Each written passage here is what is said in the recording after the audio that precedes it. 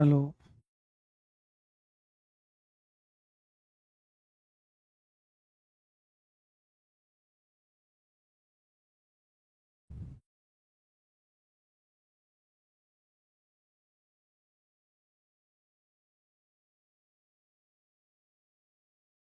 नमस्कार दोस्तों, मैं राम भारद्वाज आपका स्वागत करता हूं आपकी शानदार जानदार ज़बरदस्त मूल विधि कक्षा में, जहां पर आज हम बहुत ही इम्पोर्टेंट धाराओं को समझने वाले हैं, देखने वाले हैं। और मुझे लगता है, वैसे तो मेरा प्रयास था कि आज की क्लास में हम चीज़ों को ख़त्म करें, इस एक्ट को फिनिश करें, पर आपको पता है बहुत बड़ा एक्ट है, तो मुझे लगता है ये कल की डेट में हमारा 100% पूरा हो जाएगा, जो जो धाराएं मुख्यतः आपको पढ़ानी है। ये 4 बजे क्लास आपकी होती है, आज 7 बजे हो रही है। 7 में भी कुछ विलंब हो गया है, उसका कारण सब आपको पता है। परंतु ये क्लास अभी 4 बजे का ही समय है। आप ये मत सोचना कि ये 7 बजे से चलने लगी, क्या अभी इसका टाइम चेंज हो गया है, नहीं। तो सबसे रिक्वेस्ट है कि जितने भी लोग हैं, एक बार सभी आ जाएं फटाफट, और फिर हम आज अपनी क्लास को चालू करते हैं जी। जी, सब नमस्ते भेज रहे हैं। नमस्कार, good evening guys, good evening, नमस्कार। और कुछ बच्चे बोल रहे हैं लव यू, तो लव यू टू गाइस। ठीक है, तो बिना देरी किए हम अपने कॉन्सेप्ट को चालू करेंगे आज। और मेरा गला थोड़ा सा ठीक नहीं है जी, फटाफट आ जाइए सब लोग, और फिर आज अपने क्लास को हम चालू कर रहे हैं। हम लोगों ने कल कहाँ तक पढ़ा था, कल हम लोगों ने कहाँ तक देखा था? तो कल हम लोगों ने आपके इसी मोटर व्हीकल एक्ट के अंतर्गत, है ना, इसी आपके motor vehicle act, motor vehicle act,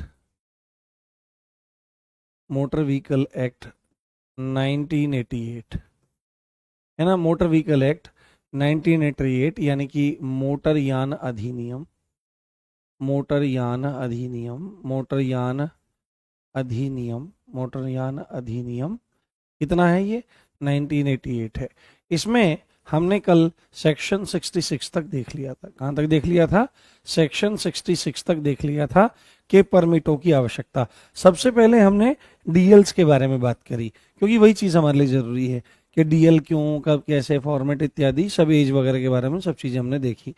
उसके बाद हमने रजिस्ट्रेशन के बारे में बात करी, हमने आरसीज के बारे में बात करी कि आरसी कैसे है, क्यों है, कब है, इस संदर्भ में हम लोगों ने बात करी। और अब हम लोग बात करने वाले हैं परमिटों के बारे में। जो परमिट होते हैं, जैसे ऑल इंडिया परमिट होता है, किसी भी गाड़ी को चलाने के लिए परमिट यानी कि परमिशन का होना जरूरी है कि कोई गाड़ी कहाँ तक चलेगी, कितनी चलेगी, ऐसे ऐसे करके पूरा। तो सेक्शन 66 बात कर रहा था परमिटों की आवश्यकता। इतना भी आप याद रख लेंगे तो आपको कोई दिक्कत, कोई समस्या, कोई परेशानी इसमें नहीं आने वाली है। अब हम आगे बढ़ते हैं, यहां तक हमने देख लिया था। अगली जो धारा है, अब देखो कितना लंबा गैप आएगा इसमें एकदम से, तो आपको लगेगा कि जल्दी जल्दी हमारी सब चीजें पूरी हो रही हैं। हाँ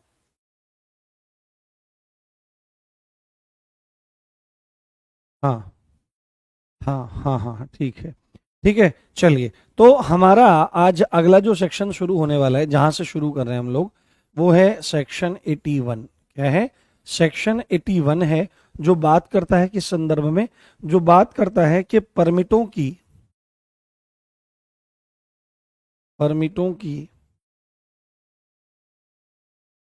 है ना, अस्तित्व अवधि, अस्तित्व अवधि यानी कि वैलिडेशन पीरियड, कब तक? वैलिडेशन पीरियड,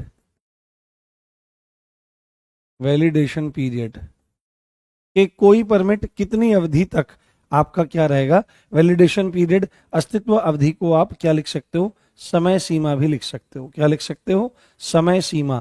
कि कोई भी जो परमिट है वो कितने टाइम तक आपका वैध माना जाएगा और कितने टाइम के बाद वह अवैध आपका हो जाएगा। और ये काफी इंपॉर्टेंट आपके लिए प्रश्न हो सकता है, क्योंकि यहां से, जहां पर समय सीमा, वैलिडेशन पीरियड, टाइम पीरियड या लिमिट की बात हो रही है, वहां से प्रश्न सामान्यतः बन जाते हैं। वैलिडेशन पीरियड तथा नवीनीकरण, यहां पे लिख लो आप, तथा नवीनीकरण, है ना, उसका रिन्यूअल, नवीनीकरण, नवीनीकरण यानी कि रीन्यूअल, रीन्यूअल, रीन्यूअल, है ना, रीन्यूअल, उसको रिन्यू कराना। तो ये सेक्शन 81 में बात हो रही है कि परमिट जो है उसका वैलिडेशन पीरियड कितना होगा, उसका रिन्यूअल कब किया जाएगा। तो इसमें आपको कुछ बिंदु यहाँ पर लिखने हैं, कुछ बिंदु आपको यहाँ पर समझने हैं कि परमिट के बारे में, टाइम पीरियड के बारे में, समय सीमा के बारे में। समय सीमा, समय सीमा तो कब परमिट दिए जाने से 5 साल की अवधि तक, परमिट दिए जाने से 5 साल की अवधि तक, 5 साल की अवधि तक, 5 साल की अवधि तक कोई भी परमिट आपका लीगल बैठता है, कोई भी परमिट आपका वैध बैठता है। इस चीज को आपको समझना चाहिए। हाँ। हम्म। हम्म। हाँ, बुक अभी इस महीने के अंत तक बिल्कुल तैयार हो जाएगी, फिर पहुंचेगी आपके पास। तो ये बात आपको बहुत अच्छे से ध्यान रखनी है कि 5 साल की अवधि तक क्या होता है, परमिट मान्य रहता है। कितना परमिट क्या रहता है, परमिट मान्य रहता है, परमिट मान्य रहता है 5 साल की अवधि तक। ये बात आपको ध्यान रखनी है। और यदि क्या हो रहा है, अब परमिट समाप्त होना है, सपोज करो हमारी गाड़ी चल रही है, तो आज हमने बनवाया, सपोज करो आज क्या डेट है, आज डेट है हमारी 22 है, 22, हाँ 22 अप्रैल 2025 है। तो 2025 से 26, 26 से 27, 27 से 28, 28 से 29, 29 से 30। तो क्या 22 अप्रैल 2025 से और 22 अप्रैल 2030 तक कोई भी परमिट वैलिड रहेगा। और जैसे ही 23 तारीख आ जाएगी, है ना, जैसे ही 23 तारीख आ जाएगी तो उसका जो परमिट की मान्यता है, परमिट की समय अवधि है, वो पूरी हो जाएगी और वह समाप्त हो जाएगा। तो ऐसे में क्या करना पड़ेगा हमें, ऐसे में हमें परमिट का नवीनीकरण कराना होगा, है ना, उसका रीन्यूअल कराना होगा, रीन्यूअल परमिट का रीन्यूअल कराना होगा। तो परमिट का जो रीन्यूअल है वो आपका काफी इंपॉर्टेंट हो जाता है।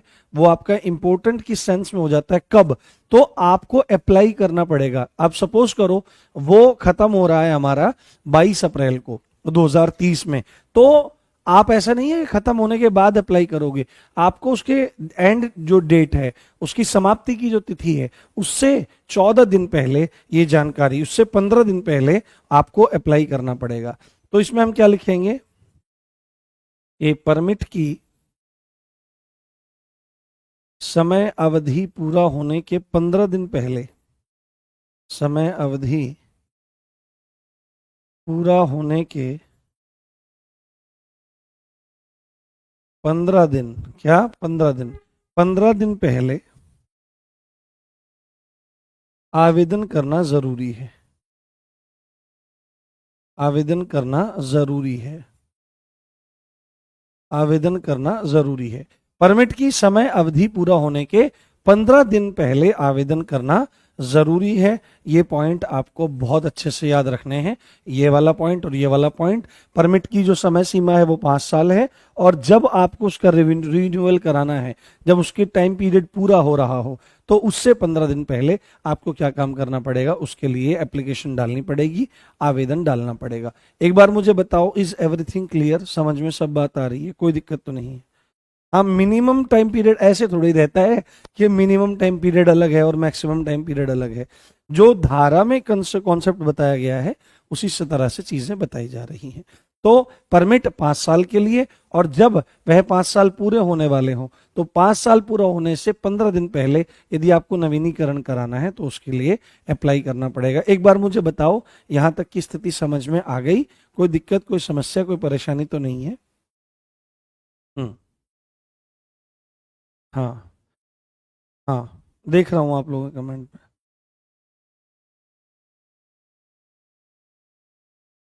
हम्म। हाँ, कोई बच्चा कह रहा है गुरुजी आप में घमंड है, आप जवाब नहीं देते। भाई मुझे मुझे जो आपके कमेंट्स हैं वो इतनी तेजी से, क्योंकि आपको क्या दिखाई दे रहा है, आपको केवल दिखाई दे रहा है कि आप कमेंट कर रहे हो। अब हजारों बच्चे देख रहे हैं यहाँ पर, और कमेंट ना ऐसे चल रहे हैं, ऐसे गोली की स्पीड से, वो दिखते ही नहीं है, अब दिख ही नहीं रहे हैं। अब जैसे मैंने प्रश्न पूछा है कि भाई आपको चीजें समझ में आ रही हैं, कोई दिक्कत तो नहीं है, तो अब आपके कमेंट आने शुरू होंगे, लगभग अब आने शुरू हो जाएंगे। थोड़ा डिले भी रहता है 30 सेकेंड का। अब बोलेंगे आप हाँ सही समझ में आ रहा है, तो तब जाकर के मुझे कोई बात समझ में आती है। जैसे ये कमेंट एकदम से मुझे दिख गया घमंड वाला, तो नजर पड़ गई तो एकदम देख लिया, ऐसा नहीं है। ठीक है, चलिए बहुत बढ़िया, आगे बढ़ते हैं। ठीक है, आगे बढ़ते हैं। इस चीज को समझना है, इस चीज को अच्छे से जानना है। अब आगे अगली धारा जो है, बस आप मेन मेन चीजें जानते रहो, मेन मेन चीजें समझते रहो। यदि मैं आपका कमेंट यहाँ पे नहीं पढ़ पाता तो मैंने आपको एक बात बता रखी है, डाउट ग्रुप जब खुलेगा तो डाउट ग्रुप में अपने डाउट पूछो, क्लास में क्या समझ में नहीं आया, क्या डाउट है उस संदर्भ में, वो चीज पूछो।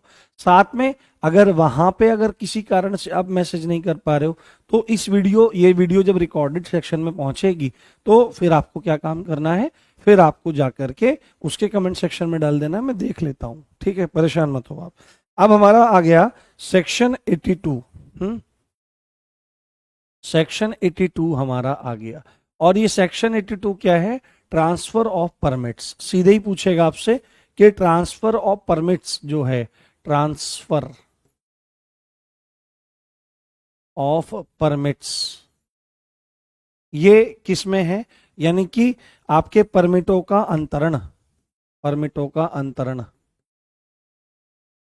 परमिटों का अंतरण ये कौन सी धारा में है, तो आपको बहुत अच्छे से बोलना पड़ेगा कि परमिटों का अंतरण सेक्शन 82 में दिया गया है। इसको आप थोड़ा सा देख करके समझ करके जा सकते हैं, कोई दिक्कत कोई समस्या वाली बात नहीं है। हाँ बिल्कुल लाइव चल रही है भाई। हाँ, सेक्शन 82 में परमिटों का अंतरण है। ठीक है, चलिए आगे बढ़ते हैं। आगे अगली धारा फटाफट, जहां पे ज्यादा डिटेल में बताने की जरूरत है, जैसे पिछली धारा तो मैंने बताया, जहां पर बहुत ज्यादा डिटेल की आवश्यकता नहीं है वहां पर आप उसी हिसाब से चलिए। जैसे यहां पर सेक्शन 83 में क्या बोला जा रहा है, परमिटों का साधारण प्रारूप, परमिटों का साधारण प्रारूप यानी कि ड्राफ्ट, परमिटों का साधारण प्रारूप। सपोज करो ये कोई परमिट है, सपोज करो ये कोई परमिट है, ये परमिट संबंधी कोई डॉक्यूमेंट है, तो उस परमिट में क्या क्या बिंदु होंगे, क्या क्या डिटेल्स होंगी, है ना, क्या चीज कि क्या हम उसमें बिंदु रखेंगे, है ना, उसमें क्या क्या डिटेल्स होंगी, है ना, ये सब चीजें, उसमें क्या कोई नंबर कहीं पर लिखा जाएगा, आदि आदि चीजें। तो ये सब चीजें जो होती हैं यही होती हैं प्रारूप, यही होती हैं ड्राफ्ट, कि किस तरह का एक परमिट दिखना चाहिए, सीधे सीधे कि किस तरह का एक परमिट दिखना चाहिए, किस तरह का एक परमिट दिखना चाहिए, एक परमिट दिखना चाहिए, इस तरह का एक परमिट दिखना चाहिए।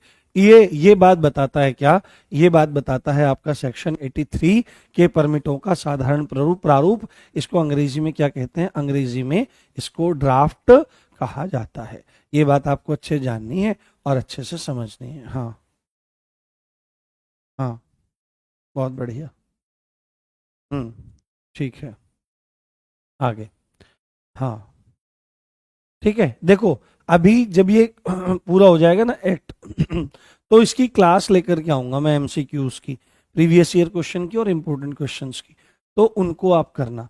ठीक है मेरे साथ, तो आपके जितने भी डाउट्स हैं जो बचे कुचे रह जाएंगे वो भी आपके पूरे हो जाएंगे। आप निश्चिंत रहिए, बिल्कुल साधारणता से चीजों को पढ़ने का प्रयास करिए। अब चलते हैं हम यहाँ पर सेक्शन 86 की तरफ। क्या है, परमिटों का रद्द किया जाना और उनका निलंबन किया जाना। ठीक है, परमिटों का रद्द किया जाना, परमिटों का रद्दीकरण, है ना, परमिटों का रद्दीकरण, परमिटों का रद्दीकरण, परमिटों का रद्दीकरण, रद्दीकरण मतलब वही रिवोकेशन, रिवोकेशन, उनको बिल्कुल समाप्त किया जाना, तथा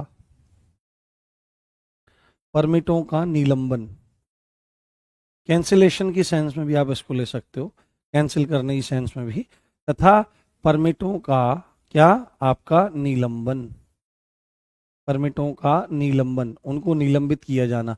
निलंबित करना मतलब सस्पेंड, रिवोक करना बिल्कुल समाप्त कर देना। ठीक है, और ये क्या है, सस्पेंशन, सस्पेंशन। सस्पेंशन का मतलब मैंने क्या बताया था आपको? सस्पेंशन का मतलब मैंने आपको बहुत स्पष्ट रूप में बताया था कि कुछ समय तक उसको निष्प्रभावी बना देना, कुछ समय तक उसको यूज न करने की स्थिति में पहुंचा देना, ये होता है निलंबन। और रिवोकेशन या कैंसिलेशन या टर्मिनेशन ये इस सेंस में जाता है कि अब वो चीज समाप्त कर दी गई है, अब वो चीज खत्म कर दी गई है, ये बात आपको ध्यान रखनी है, ठीक है। तो रद्दीकरण और रिवोकेशन का मतलब है पूरी तरह से समाप्त, है ना, पूरी तरह से समाप्त, पूरी तरह से आपका समाप्त आ जाएगा।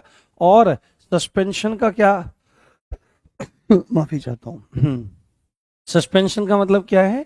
कुछ समय के लिए निष्प्रभावी बना देना, कुछ समय के लिए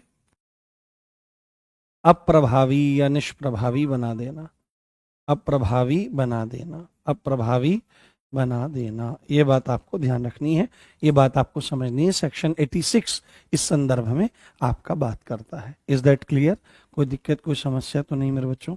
आज एनर्जी भी डाउन है थोड़ा सा। हाँ। हम्म। हम्म। हम्म। हम्म।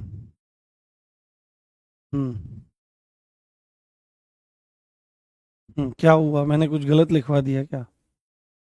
हाँ 85, अच्छा ये इसको इसको सही कर लीजिए, है ना, इसको सही कर लीजिए बेटे। ये 85 है, ये जो परमिटों का साधारण प्रारूप है, ये परमिटों का साधारण प्रारूप 85 में है। ध्यान से, ध्यान से आप ध्यान रखो, क्योंकि सब फैक्चुअल है, कई बार हो जाता है ऐसा। जो परमिटों का साधारण प्रारूप है वो आप ध्यान से सुनिए, वो 83 में नहीं है, ठीक है, 83 में नहीं है, वो किस में है? वो 85 में है। ये आपको बात ध्यान रखनी है, थोड़ा सा संशोधन कर लीजिए अपने इसमें और अच्छे से समझने का प्रयास करिए, ठीक है। हो गया संशोधन? कोई दिक्कत तो नहीं है? हम्म।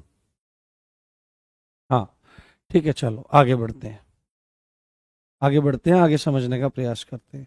86 हो गया।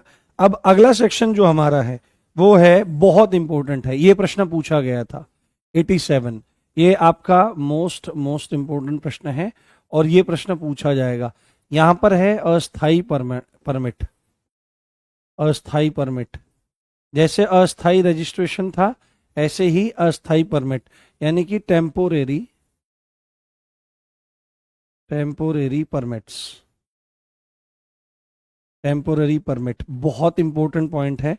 87, ठीक है, 87। हम्म। हम्म। अच्छा हाँ सर, ये 85 में था, इसके पहले जो बताया था, हाँ जो इसके पहले बताया था ना मैंने आपको यहाँ पे, ये देखो यहाँ पर जो ये परमिटों का प्रारूप है, जो 83 में मैंने गलती से बता दिया था वो 85 में है, उसको सुधार कर लीजिए आप लोग। बच्चा कोई बोल रहा है कि सर हंसा हंसा के पढ़ाइए। दोस्त अभी मेरी हालत खुद ऐसी हो रही है कि बोलने की भी क्षमता भी नहीं है गले में, तो कभी कभी सीरियस होके पढ़ लिया करो, मेरा चेहरा देख लो, शायद उससे आपको कुछ अच्छा लगे। तो यहाँ पर अस्थाई परमिट है, तो आप सीधे ही पूछो कि अस्थाई परमिट है तो कितने समय तक के लिए ये प्रभावी रहता है, कितने समय के लिए, कितने समय के लिए अस्थाई परमिट, अस्थाई परमिट प्रभावी रहता है, अस्थाई परमिट प्रभावी रहता है, अस्थाई परमिट प्रभावी रहता है, कितने समय के लिए अस्थाई परमिट प्रभावी रहता है? तो आपको सीधे ही बोलना पड़ेगा, मोस्ट इंपॉर्टेंट पॉइंट है टाइम पीरियड के बारे में जो हम बात करेंगे यहाँ पर, ये है आपका कितने तक? 4 माह तक। कितने माह तक बेटे? ये आपके 4 माह तक प्रभावी रहता है। कितने माह तक? 4 माह, 4 मंथ तक ये प्रभावी रहता है, 4 मंथ तक ये प्रभावी रहता है, जिस दिन बना उससे 4 महीने तक ये प्रभावी है।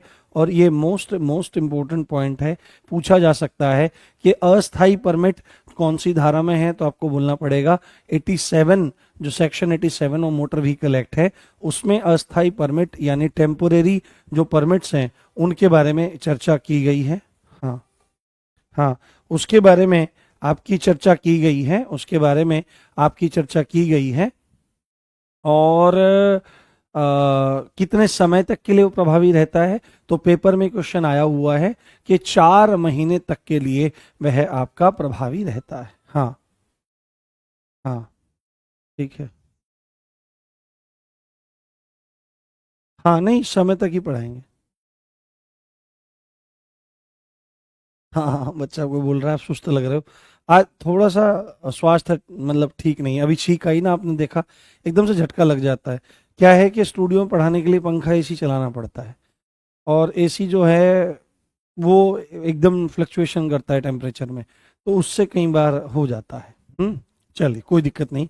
चलिए आगे देखते हैं, बहुत इंपॉर्टेंट इंपॉर्टेंट सेक्शंस आपके साथ में आने वाले हैं, उसको ध्यान रखो। अब एक और इंपॉर्टेंट सेक्शन है, सेक्शन 94, है ना।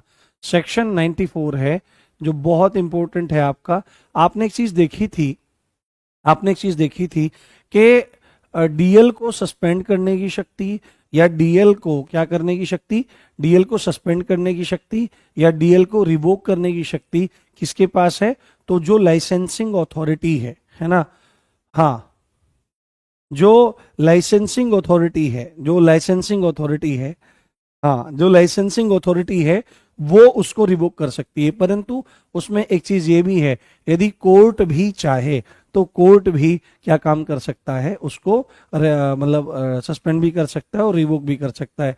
तो क्या परमिट के संदर्भ में भी ऐसा है कि ये रिवोकेशन जो पावर है, या जो उसको क्या सस्पेंशन पावर है, वो तो अथॉरिटी के पास तो है ही, जो उसको इश्यू, उसकी इश्यूइंग अथॉरिटी है, जो उसको देने वाली अथॉरिटी है। तो क्या कोर्ट के पास भी ये शक्ति है कि वो किसी परमिट को रिवोक कर सके, या किसी आपका जो उसको सस्पेंड करना है वो कर सके, या परमिट के संदर्भ में सुनवाई कर सके, ऐसा कुछ है क्या? तो आपको बोलना पड़ेगा नहीं, कोर्ट के पास ऐसी शक्ति नहीं है।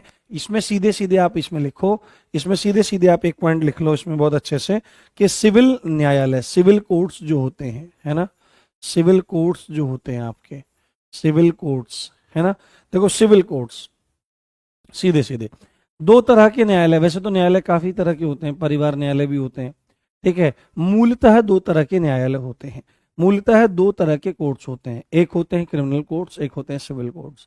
क्रिमिनल कोर्ट्स यानी कि जहां पर क्रिमिनल मामले सुने जाते हैं, फौजदारी के मामले, लड़ाई झगड़ा, मार पीट, लूट, हत्या, डकैती, चोरी, रेप, हिंसा इत्यादि, ऐसे मामले सुने जाते हैं। और सिविल मामलों में क्या होता है, सिविल मामलों में आपका ये जमीन जायदाद, रुपया, पैसा इत्यादि से संबंधित जो मामले होते हैं, किराएदार, मकान मालिक इत्यादि जो मामले होते हैं, वो मामले आपके वहां पर सुने जाते हैं। तो सेक्शन 94 एक बात स्पष्ट रूप से बोल रहा है कि जो सिविल कोर्ट्स हैं, सिविल कोर्ट्स को कोई अधिकार नहीं है कि वो परमिटों के संबंध में अपने न्यायालय में सुनवाई करें। तो आपको ये बात इतनी याद रखनी है, ज्यादा इसमें दिमाग नहीं लगाना है कि क्या फौजदारी सुन सकता है, नहीं, इतना इतना हमको वकालत नहीं करनी है। हमको क्या काम करना है कि पेपर में जितना आए उतना करके छुट्टी करनी है, क्योंकि ये सब्जेक्ट अंतर क्रिएट करेगा। बट हमको वकील नहीं बनना है, हमको जज नहीं बनना है, ये बात आप ध्यान से सुनिए। तो सिविल कोर्ट्स परमिटों के मामले में, सिविल कोर्ट्स परमिटों के मामले में, सिविल कोर्ट्स परमिटों के मामलों में, परमिटों के मामलों में सुनवाई नहीं करेंगे, है ना। सुनवाई, हियरिंग्स जो होती हैं, हियरिंग्स हियरिंग्स नहीं करेंगे, है ना। सिविल कोर्ट्स परमिटों के मामले में सुनवाई, हियरिंग्स नहीं करेंगे, सुनवाई नहीं करेंगे, ये बात स्पष्ट रूप से बोली गई है। और साथ में इसमें एक बात और लिख लीजिए, ना तो सुनवाई करेंगे और न ही आदेश देंगे, ना ही कोई आदेश देंगे, ना ही कोई आदेश देंगे, ना ही कोई आदेश यानी कि कोई ऑर्डर पास करेंगे, कोई वर्डिक्ट पास करेंगे। ये बात आपको ध्यान रखनी है बहुत अच्छे से, है ना, ना ही कोई आदेश देंगे। ठीक, चलिए बहुत अच्छी बात है, बहुत अच्छी बात है।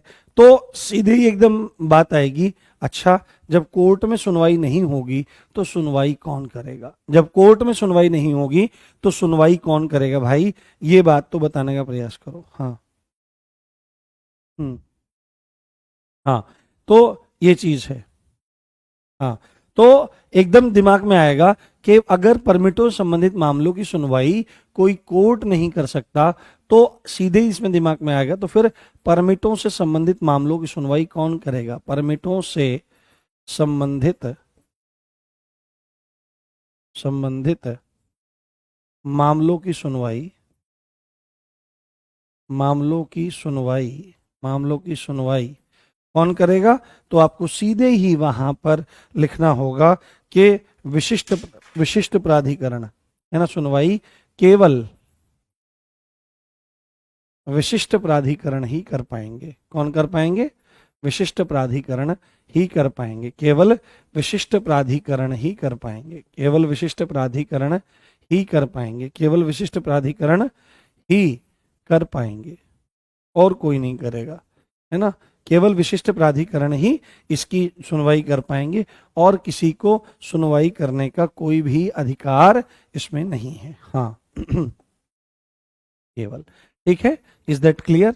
अब यहां तक की जो बातें थी वो थोड़ी थोड़ी सी आपको इंटरेस्टिंग लगी होंगी, थोड़ी थोड़ी सी आपको बोरियत महसूस हुई होगी, पर अब खेल शुरू होने वाला है, वो जो चीज आप सोच रहे हो।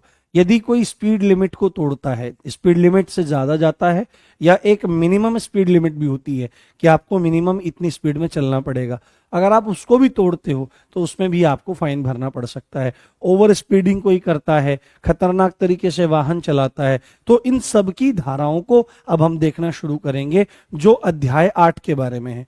देखो, जैसे मैंने एक चीज बताई थी कि जो आरटीआई है, और बहुत बच्चों ने वो क्वेश्चन पूछा, तो ये आपकी क्यूरियोसिटी है, ऐसा होना चाहिए, ये अच्छी बात है, परंतु आप एक बात सुनिए। मैंने उसमें एक बात बताई थी आरटीआई में कि अध्याय 3 जो है वो केंद्रीय सूचना आयोग से संबंधित है, और अध्याय 4 जो है वो राज्य सूचना आयोग से संबंधित है। तो इसका मतलब ये नहीं है कि फिर हमको ये भी जानना है कि अध्याय 1 में कौन सी से कौन सी धारा है, अध्याय 2 में कौन सी से कौन सी धारा है। यदि आप इतना ज्यादा डिटेल में जाओगे तो आप पागल हो जाओगे।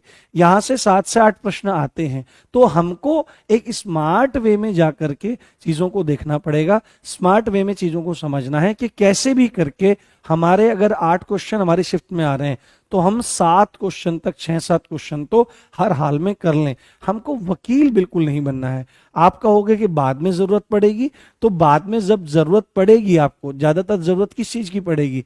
ज्यादातर जरूरत आपको एक्ट्स की पड़ेगी, अलग अलग वाले, और बीएनएस की पड़ेगी, और उसकी प्रॉपर ट्रेनिंग आपको ट्रेनिंग पीरियड में दी जाएगी। तो फिलहाल ये है कि हमको बहुत ज्यादा बर्डन भी सब्जेक्ट का नहीं लेना है, ठीक है। ये अंतर क्रिएट करेगा, इसके लिए पागल नहीं होना है। अब जैसे मैं एक बात बताने जा रहा हूं कि अब हमको आगे क्या देखना है, हमको अपराधों से संबंधित बातें देखनी है।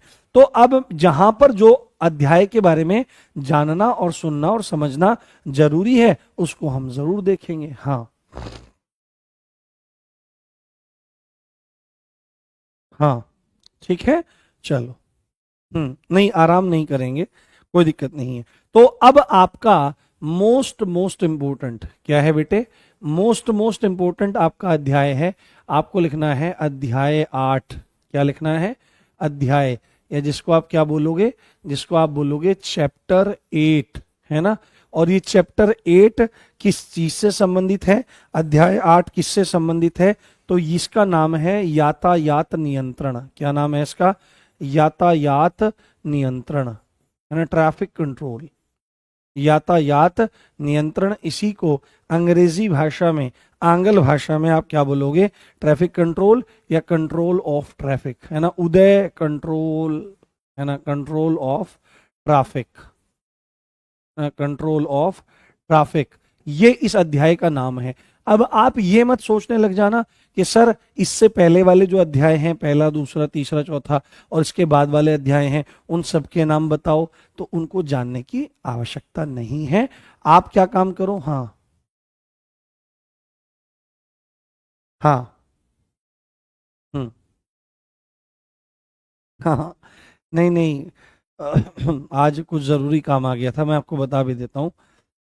देखो, मैं थोड़ा सा आध्यात्मिक प्रकृति का व्यक्ति हूँ, अध्यात्म से थोड़ा सा लगाव रखता हूँ, और ये मेरा व्यक्तिगत मामला है। तो हो सकता है आप में से कुछ लोग अध्यात्म में रुचि रखते हो, कुछ लोग नहीं रखते हो, पर मैं बहुत ज़्यादा रखता हूँ। और मुझे जो वाकई में जो साधु संत हैं, जो परम तत्व की तरफ बढ़ रहे हैं या परम तत्व की खोज में बढ़ रहे हैं, मैं भी उसी श्रेणी में अपने आप को शामिल करना चाहता हूं, पर अफसोस ये है कि अब तक नहीं कर पाया हूं, क्योंकि वो बहुत गहरा विज्ञान है, बहुत गहरा ज्ञान है, जो वर्षों की कठिन तपस्या से प्राप्त हो सकता है। ठीक है, तो हमारे बहुत सारे गुरु भाई भी हैं, जैसे जो हमारे गुरु हैं, आध्यात्मिक गुरु हैं, उन आध्यात्मिक गुरुओं से और लोगों ने भी दीक्षा ले रखी है। तो जब दीक्षा ले लेते हैं तो उनको गुरु भाई कहा जाता है। तो हमारे एक गुरु भाई आए थे, और वो एकदम से आ गए, और वो पहली बार आए थे, और वो 10 मिनट पहले आए, 4 बजने से पहले। तो आप सोच सकते हैं कि कैसे संभव हो पाता कि उनको कहता कि आप बैठ जाओ और मैं क्लास ले लेता हूँ। तो क्लास भी जरूरी थी, वो भी जरूरी थी, तो रास्ता ये निकला कि आज 4 बजे क्लास नहीं होगी, आज 7 बजे क्लास होगी। ठीक है, चलिए। तो अध्याय 8 बात करता है यातायात कंट्रोल की, और इसमें जो सबसे पहली धारा हम पढ़ने वाले हैं, और एक एक धारा अब मोस्ट इंपोर्टेंट होने वाली है, इसको आपको बिल्कुल भी हल्के में नहीं लेना है। सेक्शन 112 जो बात क्या काम करता है, जो बात करता है स्पीड लिमिट के संदर्भ में। क्या? स्पीड लिमिट्स, सीधे ही आपको याद रखना है, स्पीड लिमिट्स, स्पीड लिमिट्स, गति सीमा। क्या लिखेंगे बेटे हम?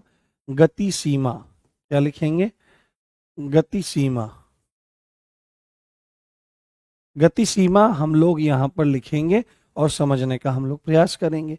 गति सीमा, तो यहां पर एक बात स्पष्ट लिखी गई, स्पीड लिमिट्स, यानी कि स्पीड लिमिट्स को जो कोई तोड़ेगा उसके संदर्भ में यहां पर आपकी बात की गई है। हाँ।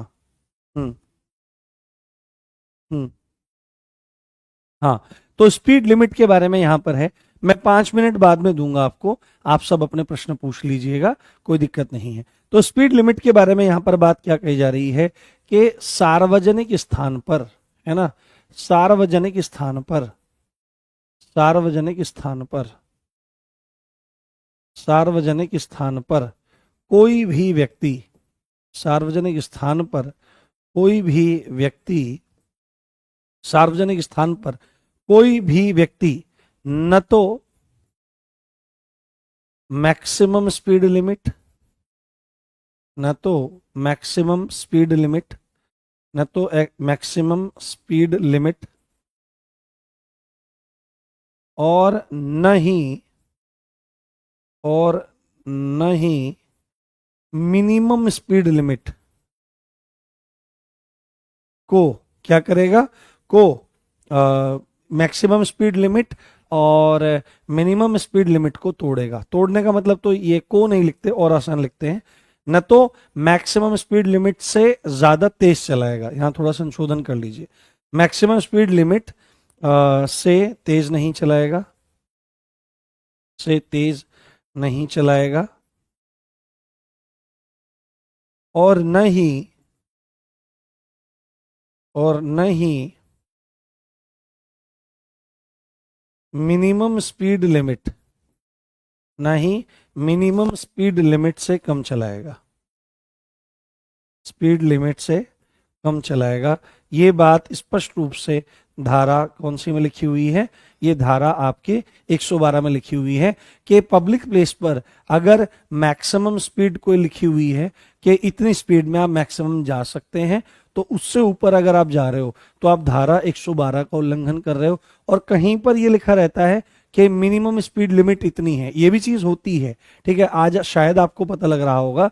तो मिनिमम एक स्पीड लिमिट भी होती है, तो उस मिनिमम स्पीड लिमिट का भी आप अतिक्रमण नहीं कर सकते, उससे अगर कम चलाओगे तो आपको दिक्कत हो जाएगी, आप धारा 112 का उल्लंघन कर रहे हो। और यदि आप ऐसा कर रहे हो तो आपको पनिशमेंट लगना जरूरी है। और वो पनिशमेंट कौन सी धारा में लगेगा, तो सीधे ही इसमें एक बात लिखेंगे हम, सीधे ही इसी के साथ में एक बात लिखेंगे कि स्पीड लिमिट को, स्पीड लिमिट के नियमों का, नियमों का, और सुनो, यहां पर ये धारा पूछी जाती है, धारा याद रखना यहां से, धारा पूछी जा सकती है, धारा पूछी जा सकती है, धारा पूछी जा सकती है। ये ध्यान रखना कि स्पीड लिमिट से संदर्भ में कौन सी धारा है, तो 112 है। और इसका दंड कौन सी में है, तो स्पीड लिमिट के नियमों का उल्लंघन करने पर, उल्लंघन करने पर जो दंड मिलेगा उससे संदर्भ में कौन सी धारा है, तो सीधे ही आप यहां पर लिखोगे उसका दंड सेक्शन 183 में है। इसमें है सेक्शन 183 में है। स्पीड लिमिट के जो नियम हैं उनका वायलेशन करने पर, उनका अतिक्रमण करने पर, उनका उल्लंघन करने पर आपको दंड मिलेगा। और दंड जो है, हाँ, ठीक है, वो 183 धारा में दिया गया है। तो होगा क्या भाई, दंड दंड क्या मिलेगा, है ना, दंड क्या मिलेगा, तो पनिशमेंट क्या होगा, का पनिशमेंट क्या होगा, आपका दंड क्या होगा, तो सीधे ही आपको बोला जाएगा भाई आप पर जुर्माना लगाया जाएगा। क्या लगाया जाएगा, जुर्माना लगाया जाएगा, फाइन लगाया जाएगा। और फाइन भी आपका क्या होगा, फाइन भी दो तरीके से होगा। यदि आप लाइट मोटर व्हीकल चला रहे हो, लाइट मोटर व्हीकल के बारे में क्या पॉइंट आया था कि लाइट मोटर व्हीकल वो व्हीकल होता है जिसका बिना लदे भार, है ना, अनलोड होने की स्थिति में, कि उसमें कुछ भी लदा हुआ नहीं है, 7500 किलोग्राम से कम है, उसको लाइट मोटर व्हीकल कहते हैं। 7500 किलोग्राम से 12000 किलोग्राम तक यदि बिना लदे भार है तो उसको मध्यम जो आपका मोटर व्हीकल है, मीडियम मोटर व्हीकल है, वो कहा जाता है। और अगर बिना लदे भार 12000 किलोग्राम से अधिक है तो उसको हैवी मोटर व्हीकल या हैवी आपका गुड्स मोटर व्हीकल की श्रेणी में आता है। तो LMV अगर आपका है, लाइट मोटर व्हीकल यदि आपका है, और उसके साथ आप क्या काम कर रहे हो, स्पीड लिमिट्स को तोड़ रहे हो, तो आप पर जो फाइन लगेगा वो 2000 रुपए तक का लग सकता है। कितना, तो फाइन जो लग सकता है वो 2000 रुपए तक का लग सकता है, पर 1000 से कम नहीं। मिनिमम 1000 तो देने ही पड़ेंगे, 1000 से कम नहीं, है ना। 1000 तो आपको देने ही पड़ेंगे, पर आप पे 1200 का भी लग सकता है, 1500 का भी लग सकता है, और मैक्सिमम आप पर 2000 रुपए तक का लग सकता है। तो अगर LMV चला रहे हो तो फाइन ये वाला हो सकता है। और LMV से भिन्न दूसरा क्या है, LMV से अलग वाहनों के लिए, LMV से अलग, अगर LMV से अलग आपका कोई वाहन है, अलग वाहन के लिए, LMV से अलग वाहन के लिए जो फाइन है, के लिए जो फाइन है, जो जुर्माना है, उसको भी आप जान लीजिए, उसको भी आप समझ लीजिए। वो कितना है, वो है आपका 4000 रुपए तक। कितना है, 4000 रुपए तक है, जो 2000 से कम नहीं होगा, 2000 से कम नहीं, 2000 से कम नहीं। ये बात आपको बहुत अच्छे से समझनी है, बहुत अच्छे से जान लेनी है कि LMV से अलग वाहनों के लिए मैक्सिमम जुर्माना 4000 रुपए तक का है, परंतु 2000 रुपए से कम नहीं होगा। 2000 तो देने ही देने पड़ेंगे अगर LMV नहीं है। MMV है या HMV है तो उस श्रेणी में अलग है। और LMV के लिए, लाइट मोटर व्हीकल के लिए, ये 2000 रुपए तक का जुर्माना है, पर मिनिमम आपको 1000 रुपए तो देने पड़ेंगे ही। हाँ, हम्म, हम्म, हम्म, हम्म। हाँ, गुरुजी आपने 6 अध्याय बताए थे, फिर ये 8 कैसे? भाई मेरे तो समझ में नहीं आ रहा है कि आप क्या कर रहे हो, कैसे जिंदगी जी रहे हो, मेरे तो समझ में ही नहीं आ रहा है। अब 6 अध्याय कहाँ बताए थे, एक बार बताना। 6 अध्याय कौन से उसमें बताए थे, कौन से एक्ट में बताए थे 6 अध्याय, एक बार देखूं मैं, मेरे बच्चे क्या बता पाएंगे। 6 अध्याय, 6 अध्याय कहाँ पर थे? हम्म, क्या 217 धाराएं 6 अध्यायों में लाई जा सकती हैं? हम्म, हम्म। कितने अध्याय थे यहाँ पर? जी, हाँ, ठीक है, बताओ। 6 अध्याय RTI के अंतर्गत थे, यहाँ पर 14 अध्याय थे। क्या कर रहे हो आप, कैसे पढ़ रहे हो, मेरे तो ये समझ में नहीं आ रहा है। चलिए कोई बात नहीं, अगली धारा की तरफ चलते हैं, अगली धारा को थोड़ा सा देखने का प्रयास करते हैं। ठीक, अगले एक एक धारा बहुत जरूरी है, एक धारा के साथ दो दो धाराएं आ रही हैं। अब आपका सेक्शन 113 बहुत इंपॉर्टेंट है, सेक्शन 113 मोस्ट इंपॉर्टेंट है, और यहां से आपका प्रश्न बना था। ठीक है, ये है आपकी लोड लिमिट्स के बारे में, किसमें, जो आपकी लोड लिमिट्स हैं, भार की सीमाएं, भार की सीमाएं, भार की सीमाएं, भार की सीमाएं यानी लोड लिमिट्स के कितना लोड किस गाड़ी में होना चाहिए, है ना, कितना लोड किस गाड़ी में नहीं होना चाहिए, कि भार की सीमाओं या लोड लिमिट्स का उल्लंघन, है ना, का उल्लंघन, का उल्लंघन, है ना, उनका वायलेशन, कि जिस वाहन में जितना लोड भरा जाना चाहिए, है ना, जैसे आपने एक चीज देखी होगी कि रोड पर जो वाहन है वो ओवरलोड होकर के चलते हैं, चाहे तो वो माल वाहन हो या वो यात्री वाहन हो। आपने एक चीज देखी होगी, जो थ्री व्हीलर होते हैं या गाड़ी होती है, उसमें बैठने की जगह कितनी होती है कि 4 आदमी 5 आदमी, पर वो बैठा करके कहीं कितने कितने रखते हैं, 20 22। ठीक है, ऐसे ही गाड़ियों की स्थिति है। और ऐसे ही आपने देखा होगा कि जो गन्ने के ट्रक जाते हैं भर के, वो ऊपर तक ठुस भर के रखते हैं, खूब डबल तक भर के रखते हैं, तो वो ओवरलोड होती हैं चीजें। आपने बड़े बड़े ट्रॉले देखे होंगे जिसमें गाय भैंस के लिए भूसा, जिसको भूस भी कहा जाता है, वो भर भर के जाता है पूरा, तो वो सब ओवरलोड है। तो अगर कोई ओवरलोड करता हुआ पाया जाता, ओवरलोड कब कहा जाएगा, कि जितना लोड आपको वाहन में ले जाने के लिए मंजूर किया गया है, कि आप इसमें इतना क्विंटल तक मतलब क्या लेके जाओगे, माल लेके जा सकते हो। और सपोज करो वहां पर 10 क्विंटल भरा गया है, कहा गया है आपको परमिशन 10 क्विंटल की, आपने भर रखा है 20, तो आपका वाहन ओवरलोड है। 10 से ऊपर चाहे वो कितना भी हो जाए, वो ओवरलोड ही है। और यदि कोई ओवरलोड कर रहा है, यदि कोई ओवरलोड कर रहा है, तो उसके उल्लंघन का दंड यहां पर बताया गया है, और इसके बारे में यहां पर चर्चा की गई है। पहली बात तो यहां पर सीधे सीधे बात बोली गई है कि क्या, कि कोई भी व्यक्ति, कोई भी व्यक्ति, कोई भी व्यक्ति आपका परमिशन से अधिक, परमिशन से अधिक लोड वाहन में नहीं भरेगा, लोड वाहन में नहीं भरेगा, वाहन में नहीं भरेगा, वाहन में नहीं भरेगा। पहली बात तो यहां पर यह बात बोली गई है कि जो भी परमिट आपको हुआ है, जितना भी आपको परमिशन दिया गया है कि इतना लोड आप भर सकते हो, उससे ज्यादा लोड कोई भी अपनी गाड़ी में, अपने वाहन में नहीं भरेगा। और जो क्या होगा, जो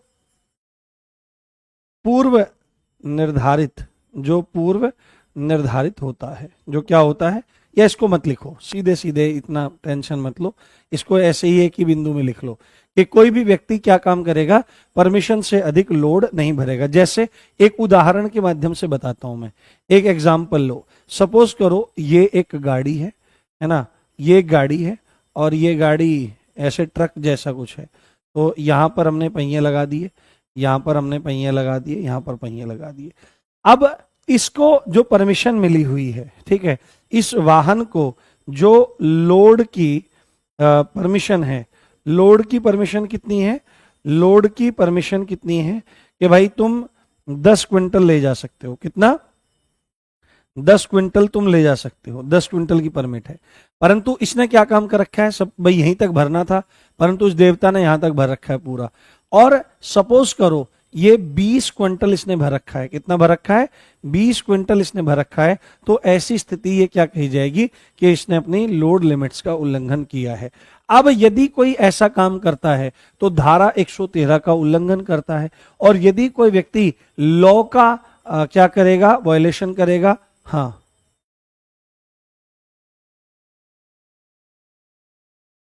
हम्म हम्म, हाँ हाँ, ठीक है, तो कोई दिक्कत वाली बात नहीं है। तो कोई भी व्यक्ति परमिशन से अधिक लोड वाहन में नहीं भरेगा। यदि ऐसा करता है तो इसके दंड का प्रावधान कहां पर है, तो इसके दंड का प्रावधान है ना, इसके दंड का प्रावधान जो है वो सेक्शन 194 में है। कहां पर है? सेक्शन 194 में है। इस चीज को आपको ध्यान रखना चाहिए। हाँ, सेक्शन 194 में इसके दंड का प्रावधान है। और बहुत अच्छे समझ लीजिए, ये क्वेश्चन आया था, ये क्वेश्चन आया था कि ये धारा करके पूरा कर देंगे, है ना, क्योंकि तो मुझे भी थोड़ा सा मतलब ठीक नहीं लग रहा है ना। टाइम चेंज नहीं हुआ है बेटे, बताया था। हाँ, स्पीड कितना होगा ज्यादा ज्यादा कम से कम? ये क्वेश्चन सोचो आप, ये क्वेश्चन कैसे आप तय कर सकते हो? किसी हाईवे पर 120 भी होता है, कहीं पर 80 होता है, अलग अलग वाहनों के अलग अलग होता है, जगह जगह पर ये सीमाएं लिखी रहती हैं। तो मिनिमम तो 0 होता है, मैक्सिमम भगवान के पास पहुंचने तक की, बस इतना ही है मैक्सिमम लिमिट्स। तो सेक्शन 194 इसके बारे में बात करता है। तो सीधे ही आपको देखना है कि यदि जुर्माना की अगर मतलब लिमिट तोड़ रखी है तो फाइन होगा कितना? फाइन होगा 20,000 रुपए तक का। कितना होगा? 20,000 रुपए। 20,000 रुपए तो देने पड़ेंगे। अगर क्या हो रहा है, अगर ओवरलोड कर रखा है तो 20,000 रुपए का जुर्माना तो होगा, साथ में प्लस कर लो, प्लस 2,000 रुपए प्रति क्विंटल अलग से रहेगा। 2,000 रुपए प्रति क्विंटल जो अधिक भरा गया है, जो अधिक भरा गया है, जो अधिक भरा गया है, जो अधिक भरा गया है वो चीज। अब ये एग्जाम्पल मैंने क्यों बनाया था?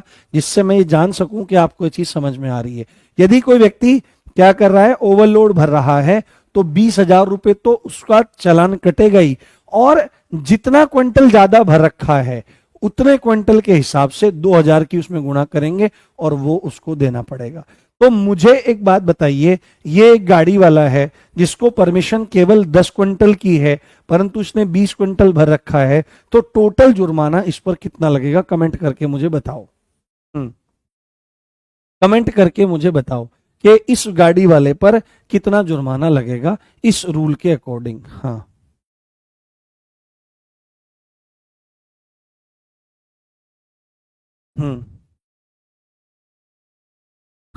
गाड़ी अच्छी है, हाँ बिल्कुल अच्छी है भाई, बिल्कुल अच्छी है भाई। बताओ, आंसर करो, आंसर मी, बताओ जल्दी।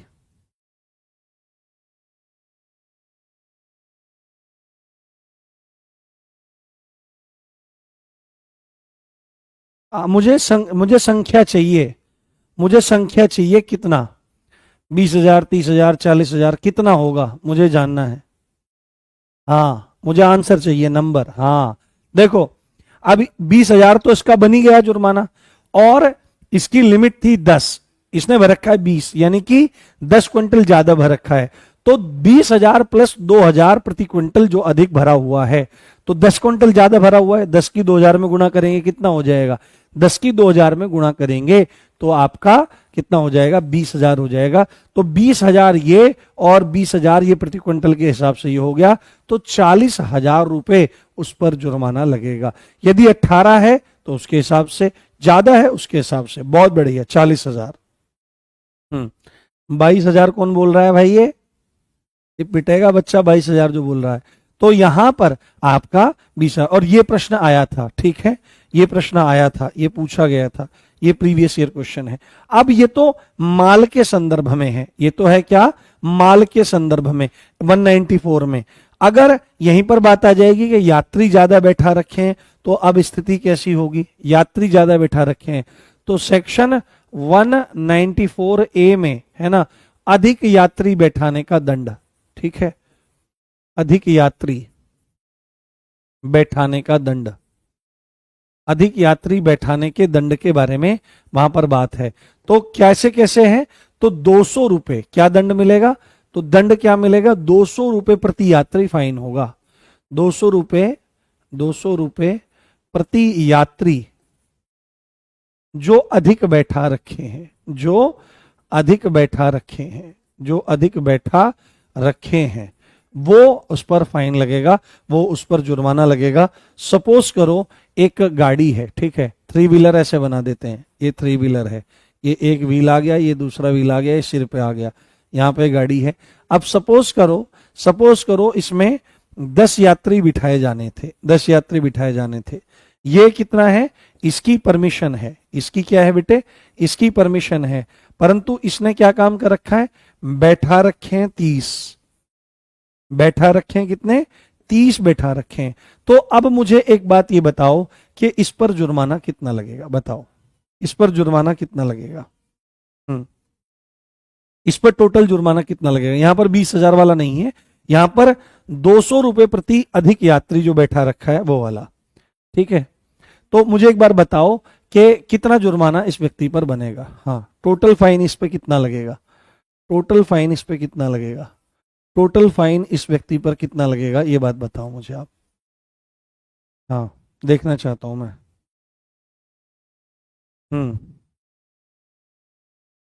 हाँ, बस अभी पूरी कर रहे हैं, इसके बाद कंप्लीट कर देंगे। हाँ, तो देखो इसको इसको कितना, इसको कितने यात्री बैठाने की परमिशन थी, 10, इसने बैठा रखे हैं 30, यानी कि कितने ज्यादा, 20 लोग ज्यादा इसने बैठा रखे हैं।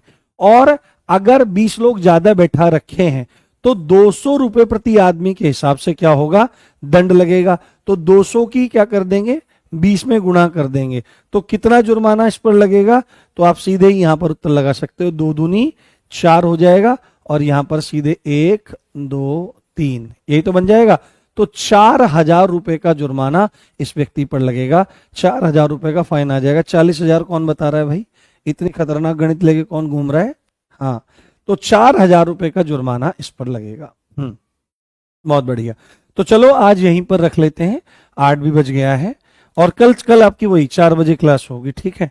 और कई बार ऐसा हो जाता है, देखो मेरी इंटेंशन ये रहती है, हालांकि देखो अगर पढ़ाने की इच्छा ना होती तो ठीक है, ऐसा लगता कि चलो ठीक है यार आज जान बची, कोई टेंशन वाली बात नहीं है, कल पढ़ा लेंगे, पर नहीं, आप ये इस चीज को समझ सकते हो कि आपके प्रति मैं कितनी जिम्मेदारी से पढ़ा रहा हूं।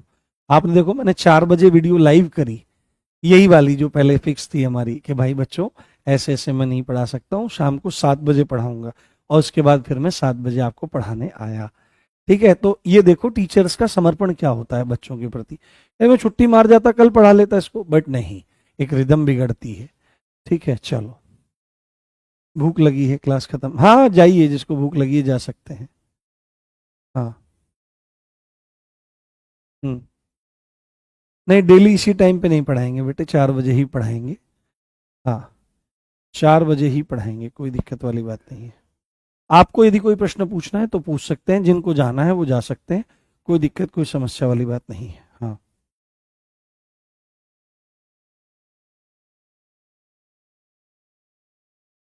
हाँ पीडीएफ क्वेश्चन वगैरह दे देंगे, कोई दिक्कत नहीं है। हम्म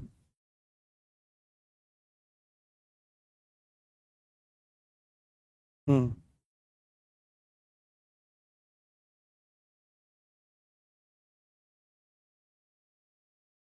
कोई प्रश्न आपको पूछना है तो आप पूछ लीजिए। धन्यवाद जो बोल रहे हैं कि अच्छा पढ़ाते हैं, बहुत अच्छी बात है, धन्यवाद।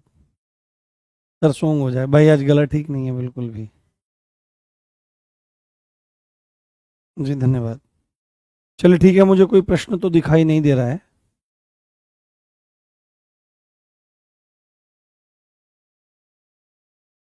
हाँ नहीं, शायरी और गाने वगैरह कल सुनाएंगे बेटे, आज थोड़ा सा मन ठीक नहीं है।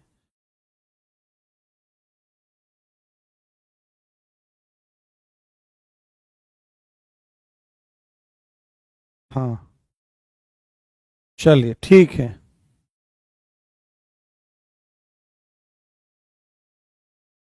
ठीक है, तो कोई बात नहीं, मिलते हैं कल, अपना ध्यान रखिए। कोई अगर डाउट होता है तो 8 बज गए हैं, डाउट ग्रुप आपके लिए खुल गया होगा, तो वहां पर चीजें पूछ सकते हैं, पर पूछें वही जो मतलब क्लास से रिलेटेड है। अभी बहुत ज्यादा क्यूरियोसिटी वाले क्वेश्चन जिनकी जरूरत नहीं है तो उनको मतलब ज्यादा ना सोचें आप। हमको केवल क्या काम करना है, हमको केवल एग्जाम पास करना है, उसी हिसाब से चीजें देखनी है, बेसिक बेसिक चीजें हमको देखनी है। तो चलिए मिलते हैं कल 4 बजे, अपना ध्यान रखिए। इसी अच्छी बात के साथ आप देख रहे थे मुझे, मेरा नाम है राम भारद्वाज। जय हिंद, जय भारत, नमस्कार।